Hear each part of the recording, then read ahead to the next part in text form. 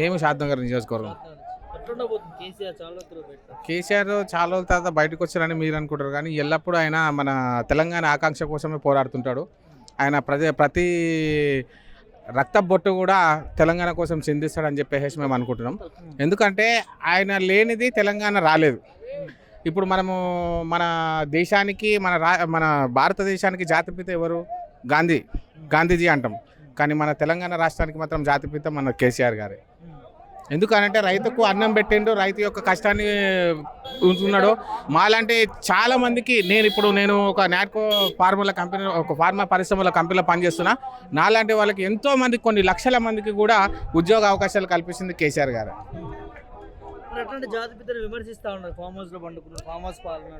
Farm house పాలన అని మీరు అనుకుంటారు, కానీ అదే ఆయన మన రైతు యొక్క కష్టాన్ని స్వతహాగా ఆయన అనుభవించి, అరే రైతు ఇంత కష్టపడతాడా, అరే ఈ దుక్కిదుంతే ఇంత ప్రాబ్లం వస్తుందా, ఈ పారబడితే ఇంత ప్రాబ్లం వస్తుందా అని చెప్పేసి ఆయన సొంతంగా కష్టపడి, అరే రైతుకి ఇంత కష్టం ఉంది అని చెప్పేసి అందుకే ఆయనకు సమస్యలు అవన్నీ తెలుసుకొని ఆయన రైతు బంధును, రైతు యొక్క సంరక్షణ, రైతు బీమా, రైతు బంధు ఇవన్నీ కూడా ఏర్పాటు చేసింది అందుకోసమని. ఈ ప్రభుత్వము చెప్పడానికి అసలు నోరు రావట్లేదండి. ఎందుకంటే చాలా దురదృష్టకరము. మనము ఇలాంటి సీఎంను మళ్ళీ కోరుకోవడం చాలా కష్టం అండి. ఈయన మళ్ళీ రాడిగా జీవితంలో రాడు. 15 సంవత్సరాలు కాదు, ఇంకొక 5-6 నెలలు ఉంటే కూడా కష్టమే. తలుచుకుంటే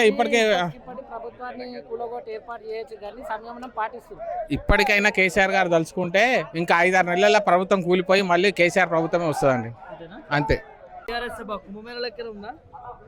బీఆర్ఎస్ కుంభమేళ లెక్కనే ఉందన్న. కుంభమేళ 45 రోజులు నడిచింది, కానీ ఈ ఒక్కటే మీటింగ్ 45 రోజులతో సమానము. దాదాపు కుంభమేళలు ఇటువంటి 10 కుంభమేళలు అనే ఒక మీటింగ్ తోటి సమానం. సభల ఏర్పాట్లు చాలా బాగున్నాయన్న. ఎక్కడికక్కడ వాటర్ బాటిల్స్ ఇస్తారు, మజ్జిగ ప్యాకెట్లు ఇస్తారు, ఎవరికి కూడా ఇబ్బంది కలగకుండా చూసుకుంటారు. పోలీసు వాళ్ళు కూడా డైవర్షన్స్, పార్కింగ్ ఎక్కడ పెట్టుకోవాలన్నా, ఏమన్నా ఎక్కడ ఇది చేయాలని కూడా ఇది చేస్తారు. పార్కింగ్ కూడా పర్వాలేదు. మొత్తం టోటల్ సభ అరేంజ్మెంట్లు మొత్తము పర్ఫెక్ట్గా సక్సెస్ అయినాయి అన్న. 100% వస్తారు అన్న. ఇంకా ఇప్పుడు వచ్చింది ఒక 25% మాత్రమే. ఇప్పటికీ కూడా ఇంకో గంట సేపట్లో మ్యాక్సిమం నీకు 90-100% పబ్లిక్ కూడా సభ పూర్తిగా ఫిలప్ అవుతుంది. దాదాపు ఎక్కడ కూడా 100కి 200% సభ గ్రాండ్ సక్సెస్ అవుతుంది అన్న. కేసీఆర్ హెలికాప్టర్ నుంచి ల్యాండ్ అవుతారట కదా. ఇప్పుడు ఆ సమాచారం అయితే మాకు లేదు. బహుశా నాకు తెలిసి ఈ క్రౌడ్లో మాత్రం కంపల్సరీ హెలిప్యాడ్ మీదనే ల్యాండ్ అవుతాడు. కంపల్సరీ కేసీఆర్ సార్ని చూడడానికి, ఆయన ఏం మాట్లాడతాడో వినడానికి మేము దాదాపు మా షాద్నగర్ కాన్స్టిట్యుయెన్సీ 400 కిలోమీటర్ల దూరం నుంచి వచ్చినాము. ఎండ కూడా తట్టుకొని కూడా మేము కేసీఆర్ సార్ని కలిసి ఆయన ప్రసంగాన్ని విని మేము సభను సక్సెస్ చేసి మాత్రం మా నియోజకవర్గాన్ని తిరిగి బయలుదేరారు. 10 లక్షల పైనే వస్తారన్న.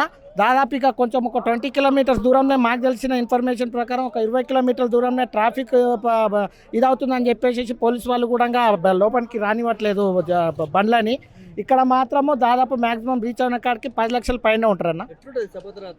ఈ సభ తర్వాత నాకు తెలిసిన తర్వాత తెలంగాణ రాష్ట్రం ఏర్పడిన తర్వాత, ఏర్పడక ముందు దేశంలో ఎన్ని రాష్ట్రాలలో ఉన్నాయి, ఏ రాష్ట్ర ముఖ్యమంత్రిని కూడా స్థానిక ప్రజలు అత్యంత దరిద్రంగా తిట్టుకున్న ఒక ముఖ్యమంత్రి అంటే కేవలం రేవంత్ రెడ్డి మాత్రమే.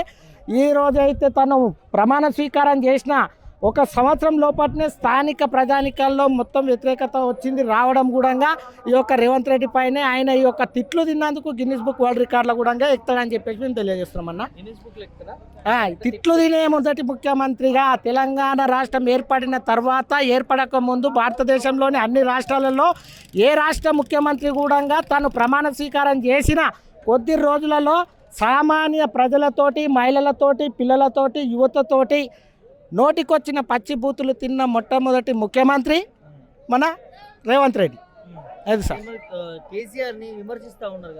కేసీఆర్ని విమర్శించేటోళ్ళు ఒక సభ ద్వారా నోర్లన్నీ మూసుకుంటారు సార్. వాళ్ళకి ఒక సభ చెంపపెట్టు లాంటిది. ఒకవేళ కేసీఆర్ని విమర్శించేవారు ఈరోజు జరిగే మీటింగ్ని టీవీలలో చూసుకోమనాలి. దాదాపు సభ మొత్తం ఫుల్ఫిల్ గ్రాండ్ సక్సెస్ అవుతుంది సార్.